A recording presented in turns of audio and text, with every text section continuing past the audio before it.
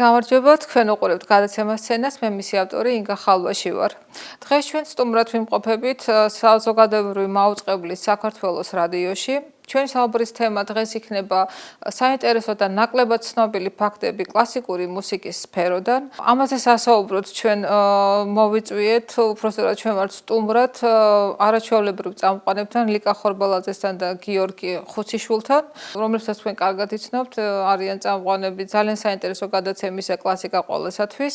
ძალიან დიდი მადლობა ლიკა და გიორგი, რომ დამთავრდით თანამშრომლობაზე, რომ ეს ჩვენი უკვე მეორე პროექტია, ასე ვთქვათ, თანამშრომლობის. და შეგვიძლია დავიწყოთ საუბარი და მე თქვენგან გავიგერო თურმე სმენა დაქვეითებული ბეთჰოვენის გარდა სხვა კომპოზიტორების ყოფილა და ისინიც წერდნენ და მათი ნაწარმოებები თურმე ძალიან ცნობილი და კარგი ყოფილა და აი ამის შესახებ. პირველ რიგში მადლობას გადაგიხდით, რომ გვეწვიეთ ჩვენთან და ასეთ არაჩვეულებრივ გადაცემაში ვიღებთ მონაწილეობას. ძალიან დიდი მადლობა ასეთ წარდგენისთვის ჩვენზე რას თქვით. ხო, ზოგადად ჩვენ ამ ფაქტებზე ვისაუბრებთ, იმიტომ რომ მუსიკის ისტორია არის ძალიან საინტერესო. ჩვენ ყოველდღიური ეთერი გვაქვს, ყოველ სამუშაო დღეს გავდივართ ეთერში, ყავს ბუნებრივია ჩვენი მსმენელი და ბევრს გონია ხოლმე რომ ყველაფერი ვიცით და რა ცოცხალი ენციკლოპედიები ვარ, თუმცა ეს ბუნებრივია ასე არ არის, ძალიან ბევრი ფაქტობრივი ინფორმაცია, რომელიც არ ვიცით, რომელსაც ყოველდღურად ვეცნობით, არც ახლა გვახსოვს, ყველაფერი ბუნებრივია, თუმცა ვეცდებით რომ აი ეგეთ რაღაცებზე ვისაუბროთ და თქვენი მაყურებლისთვის საინტერესო რამები მოვიყვეთ. რადგან თქვენ აღნიშნეთ მეც ვიტყვით, შეიძლება ერთი-ორ სიტყვას მეც გადაგიხდით ჩემწილ მადლობას აქ მობრძანებისთვის და საინტერესოა ყოველთვის თქვენთან ურთიერთობა, კომუნიკაცია და ჩვენი აზრების გაზიარება, მათ შორის თქვენ აუდიტორიასთანაც და რაც შეეხება დღევანდელ თემას, ხო, გიორგის აზრს გავაგრძელებ იმასთან დაკავშირებით, რომ კლასიკური მუსიკის ისტორია ძალიან ფართო მრავალსახოვანი არის და ბუნებრივია, იქ არის ყოველთვის რაღაცა პატარ-პატარა კუთხე-კუნჭულები, რომელიც შეიძლება ნაკლებად გახმაურებულია, ან რომელიც ჯერ კიდევ ველოდება აღმოჩენას, ასე ვთქვათ, ასეთი ძალიან ბევრი ფაქტის მომსწრეები ვართ მე-20 საუკუნიდან მოყოლებული, რაც ფაქტობრივად კომპოზიტორების შემოქმედება, ნაწარმოებები და ზოგადად სახელები, რომელიც ხელახლა აღორძინდა, ასე ვთქვათ და ამდენად ჩვენი ინტერესის სფეროს წარმოადგენს ეს ყველაფერი, ოღონდ ეს რა თქმა უნდა არის ჩვენი ასე ვთქვათ სუბიექტური ინტერესის შედეგიც, იმიტომ რომ როდესაც ეცნობი დღის განმავლობაში ძალიან ბევრ ფაქტს, რაღაცამ შეიძლება არ მიექციოს ყურადღება, მაგრამ რაღაცა იყოს განსაკუთრებით საინტერესო, ამიტომ დღეს გადავწყვიტეთ ესეთი ფაქტების მოკრება და დავიწყოთ მაშინ, იმიტომ რომ შეიძლება გაგვიგრძელდეს ეს საუბარი და მე თქვენ მონტაჟში. ხო და რაც შეეხება, ხო, არა მხოლოდ აი ყრუ კომპოზიტორები იყვნენ, დღეს ჩვენ გვინდა ვისაუბროთ ხო, მაგრამ კომპოზიტორებზე, თქვი? ბარემ ამოვწუროთ ეს თემა და ვთქვათ იმ კომპოზიტორებზე, რომლებსაც ასევე ბეთჰოვენის მსგავსად დაუქვეითდათ. ამას ვაპირებდი, ხო, სმენა, ვილიამ ბოისი იყო ასეთი ძალიან კარგი კომპოზიტორი, ინგლისელი. რომელიც ვფიქრობ რომ უსამართლოდ არის მივიწყებული და ზოგადად ასეთი კლიშე არსებობს და კლასიკურ მუსიკაში არის ძალიან ბევრი კლიშე, სტერეოტიპი და ითვლება ერთ-ერთი ასეთი არის რომ ინგლისელები არც ისე კარგი მუსიკას წერენ. შეიძლება ჩვენც ვტირაჟირებთ ამას ხშირად, თუმცა ინგლისელები ხშირად ივიწყებენ ხოლმე ისეთ კომპოზიტორებს, კარგ კომპოზიტორებს, რომელიც არიან მათ წარსულში, მაგრამ რატომღაც არ დომინირებენ, არ ვიცი ეს რატომ არის ასეთი. ვფიქრობ, რომ ვილიამ ბოისი იყო სწორედ ასეთი ერთ-ერთი და ამ ყველაფერს ამძაფრებს ის ფაქტიც, რომ სიცოცხლის ბოლო 10 წლის განმავლობაში ბეთჰოვენის მსგავსად მან დაკარგა სმენა და აქ მნიშვნელოვანი რა არის, რომ ადამიანმა შეიძლება დაკარგოს სმენა, მაგრამ ამის მიუხედავად ის არ დანებდა ამ ცუდ რამეს და გააგრძელა მუსიკის წერა. ეს არის მნიშვნელოვანი.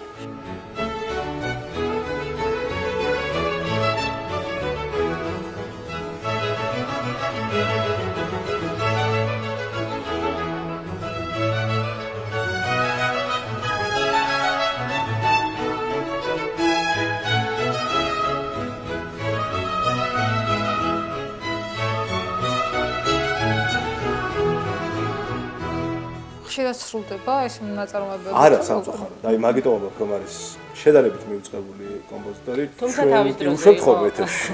არც თუ ისე იშვიათად, მაგრამ ხო, იმიტომ რომ მართლა ძალიან სიმპათიური მუსიკა აქვს და ვფიქრობ, რომ თქვენ მაყურებელსაც დაინტერესებს თუ რა ტიპის მუსიკას წერდა. ძალიან სიმპათიური მუსიკა აქვს და ისეთი იშვიათი თვისება არის კომპოზიტორების შემოქმედებაში.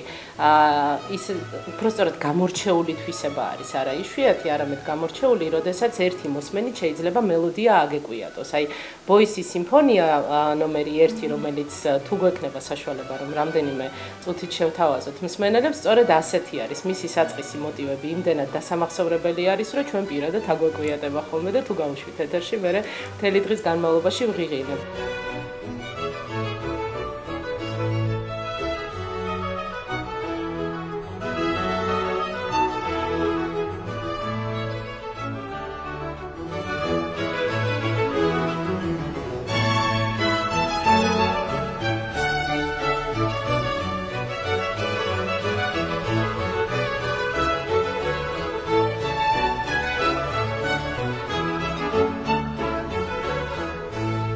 ბეთჰოვენის მუსიკას არ გავს. ბეთჰოვენი ხო გვიბრაზდება სულ ბობოქარი მუსიკა აქვს და ბოისი არის კეთილშობილური მუსიკა აქვს, ძალიან პოზიტიური და ეს რამ ძალიან ცუდი რაღაცა რომ დაემართა, არა ისახა მის მუსიკაზე.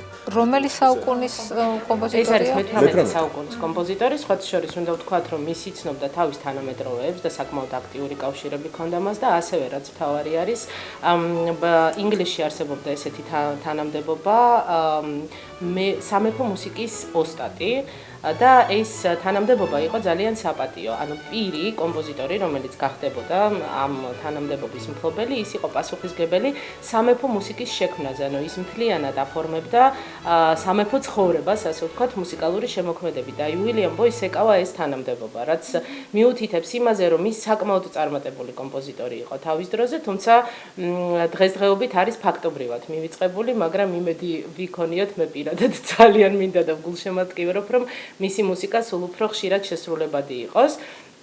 და უილიამ ბოისზე მეტად ვფიქრობ, რომ ძალიან საინტერესო ფაქტი არის ბედრჟიხ სმეტანას შემთხვევა, იმიტომ რომ ის ასევე დაყრუდა გარდაცვალებამდე 10 წლით ადრე და ანალოგიური ისტორია აქვს მას, რომ ის არ დანებდა, მან გააგრძელა მუსიკის წერა და მისი ყველაზე ცნობილი სიმფონიური პოემა მოლდაო არის სწორედ სიყრუის პერიოდში დაწერილი.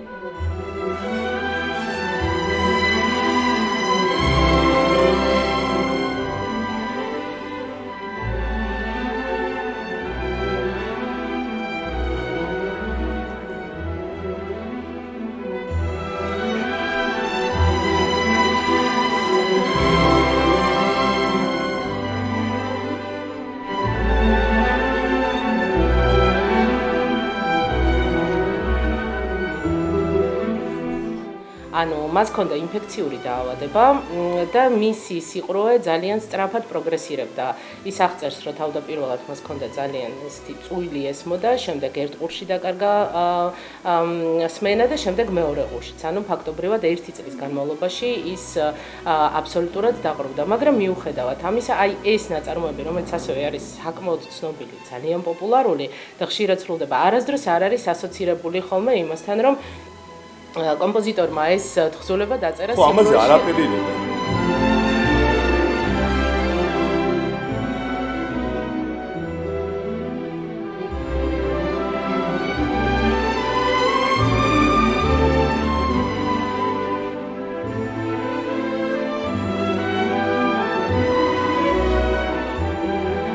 თავდაპირველად ვიფიქრეთ, რომ შეიძლება ბეთჰოვენი პირველი იყო ასეთი კომპოზიტორი და ამიტომ, თუმცა არა ხო, გვაქვს ბოისის შემთხვევა, რომელიც გაცილებით უფრო ადრე ბეთჰოვენამდე ცხოვრობდა და მოღვაწეობდა. ბედრჟიხ სმეტანასთანაც არ არის. ჩვენი ბეთჰოვენი იყო ყველაზე წარმატებული კომპოზიტორი. რომელმაც მართლა რაღაცა შეცვალა, იმიტომ რომ მე-9 სიმფონია ეს იყო რევოლუცია მუსიკაში მართლა და მართლა იყო ახალი სიტყვა. პირველი საგუნდო სიმფონია. ხო, ის რაც იქამდე არასდროს არ გაკეთებულა და შესაძლებელია აი ამ ორმა რაღაცამ იმიტომ მოიყარა თავი და დღეს არ ვიცი რაღაცა 5-10 წლის ბავშვს რო კითხო ვინ იყო ბეთჰოვენი, თუ იცის აუცილებლად გეტყვით რომ მისი ერთ-ერთი ასე ვთქვათ ნიჭი მდგომარეობდა იმაში და მიღწევა იყო ის რომ დაყრუდა, მაგრამ მუსიკას წერდა.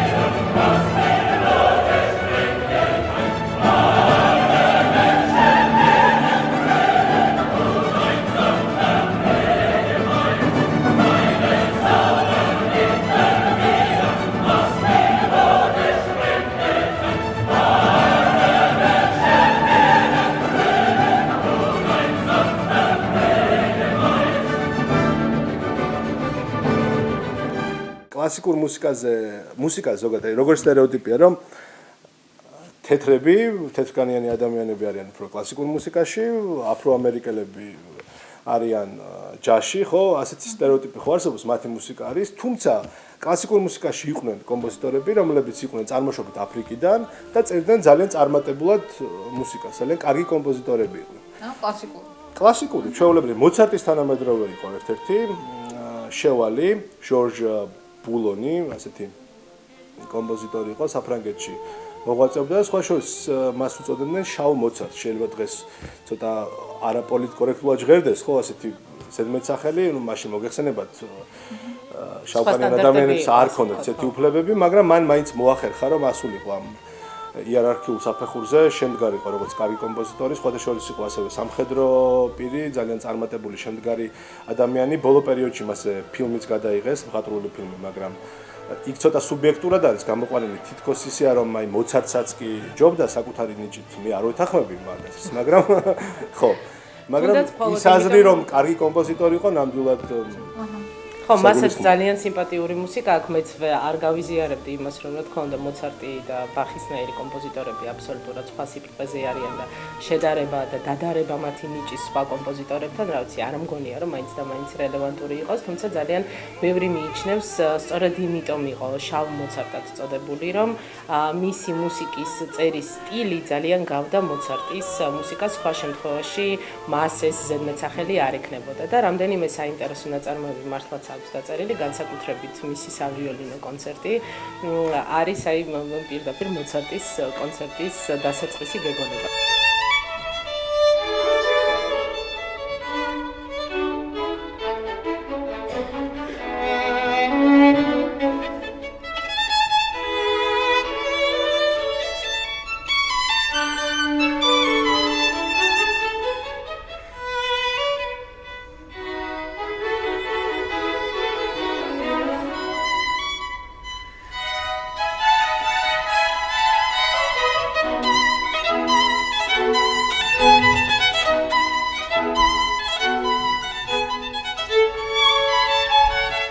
როგორ მოცარტის ნაწარმოებს ჯობია კიდეს.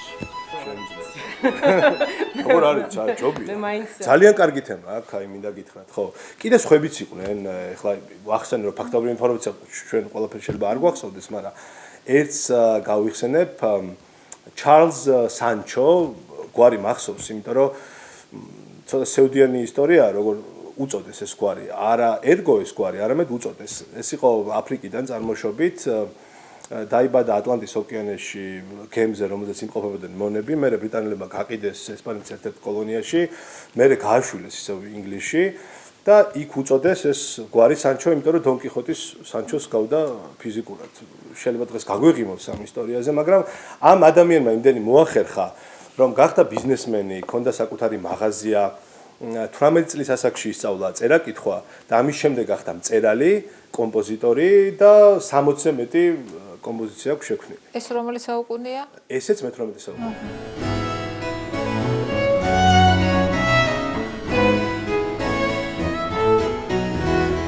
If the treasured gold would give man a longer time to live,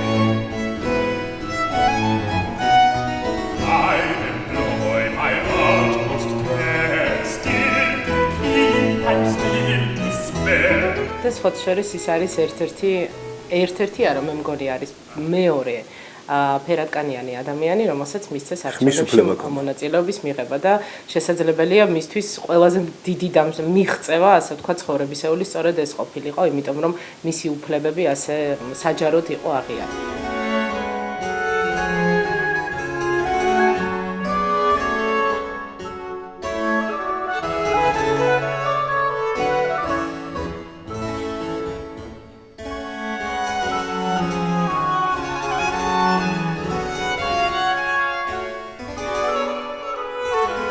ასეთი არაერთი იყო რა, ბრიჯთაუერი იყო, ჯორჯ ბრიჯთაუერი, ეს იყო ვირტუოზი მევიოლინე, კომპოზიტორიც, თუმცა ისტორიაში, მუსიკის ისტორიაში ცნობილია როგორც ვირტუოზი მევიოლინე და ერთი ფაქტია საყურადღება, რომ ბეთჰოვენის ყურადღება მიიქცია და აღნიშნული აქვს ბეთჰოვენს, რომ ის იყო ძალიან დიდი მევიოლინე და მის ცნობილი კონცერტი ბეთჰოვენს არა აღარ მახსოვს სონატა მას მიუძღვნა თუ არ ვცდები ან მისი რაღაცა ბრიჯ თაუერი იყო ეს მუსიკოსი ასევე 18 საუკუნეში ცხოვრობდა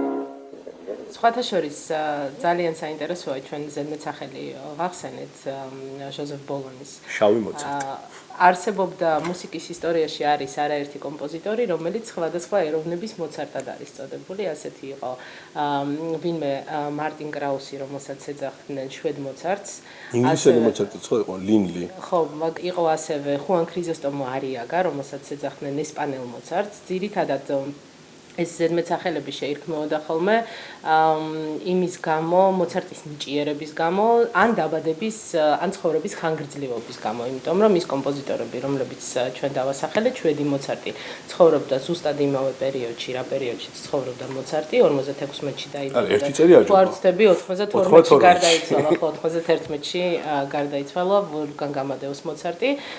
რაც შეეხება არიაგას, ის თუ არ ვცდები 19 წლის ასაკში გარდაიცვალა, თუმცა ასევე ითვლებოდა ვუნდერკინდად, ასევე ითვლებოდა ადამიანად, რომელმაც ძალიან ადრე 10 წლის ასაკში დაიწყო მუსიკის წერა და სტილითაც ამსგავსებდნენ, სტილით, ნიჭიერებით და ცხოვრების ხანგრძლივობით თუ ამსგავსებდნენ, ყველას მოცარტს ეძახდნენ ხოლმე, მაგრამ ტოლო სტანდარტი იყო მოცარტი, ეტალონი.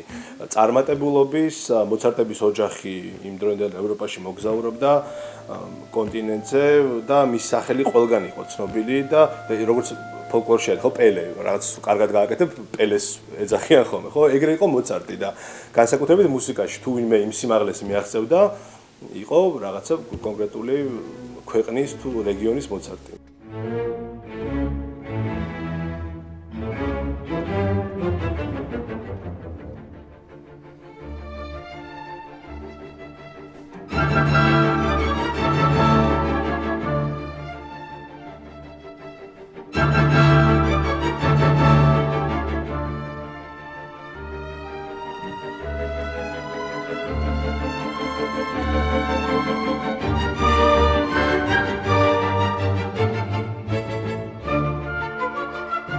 მე არ ვიცი ხა გიორგი შენ რომელი მოცარტი გირჩევნე ამ ყველასგან მე მაგალითად მირჩევნე არა ის სხვა მოცარტებისგან ფეიქ მოცარტებში მე მირჩევნია ყველას ინგლისელი მოცარტი თომას ლინლი არა მხოლოდ იმიტომ რომ თქვა მისი მუსიკა არის საინტერესო არამედ იმიტომაც რომ ისტორია აქვს ძალიან საინტერესო ის 22 წლის ასაკში გარდაიცვალა და 1 წელს იყვნენ დაბადებული უბედური შემთხვევით 1756 წელს და რაც მთავარია ორივე იცნობდა ერთმანეთს, ანუ როდესაც მოცარტის პატარაობაში შედგა მოცარტების ოჯახის მოგზაურობა ინგლისში, მათი გაიცნეს თომას ლინლი, რომელსაც თურმე ვოლფგანგ ამადეუს მოცარტი ძალიან დაუმეგობრდა.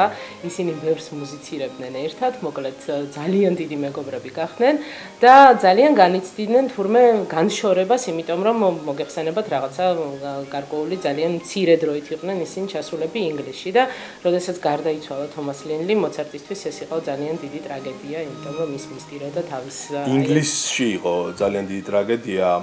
ჩვენ ერთ-ერთ გადაცემაში ვისაუბრეთ ლინზე და მახსოვს ნეკროლოგები ვნახეთ მაშინდელი პრესის. დაახლოებით 6 თუ 8 გამოცემის ნეკროლოგი არის ვრცელი ტექსტი, რომ მიუწყებია რომ მას დიდი უბედურება მოხდა ინგლისში.